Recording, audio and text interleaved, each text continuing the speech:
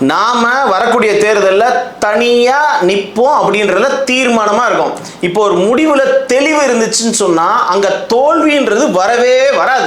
அந்த வகையில நம்ம தெளிவா இருக்கிறோம். இந்த வரக்கூடிய தேர்தலில் நம்ம தனியா களம் காணணும் அப்படின்றதுல இருக்கோம். இதுல என்ன தப்பு இருக்கு? இதுதான் தீர்வுன்னு நான் சொல்றேன். வேற எந்த விதமான வியாபார அரசியலுக்குள்ளேயும் போகக்கூடாதுன்னு நம்ம நினைக்கிறோம். இதுல என்ன தப்பு இருக்குன்னு எனக்கு புரியல. உங்களுடைய வேலை என்ன அப்படின்னா, இதுக்கு ஆதரவு கரம் நீட்டக்கூடிய நம் சொந்தங்கள், குறிப்பா பெண்கள் எல்லார்ட்டையும் நம்ம கேட்கறது என்னன்னா, தயவு கூர்ந்து இந்த விஷயத்தை செஞ்சுட்டு இருக்க நம்மள எல்லார் இடத்துலையும் போய் இந்த மீடியா யூஸ் பண்ணி நீங்க யூடியூப் வீடியோஸை ஷேர் பண்ணி எல்லார்கிட்டையும் இது போன்ற ஒரு ஆரோக்கியமான ஒரு அரசியலை தீர்மானமா செய்யக்கூடிய இயக்கம் நடந்துட்டு இருக்கு அப்படின்றத வெளிப்படுத்தி மக்களை ஒன்று திரட்டுறதுக்கு உதவுங்க.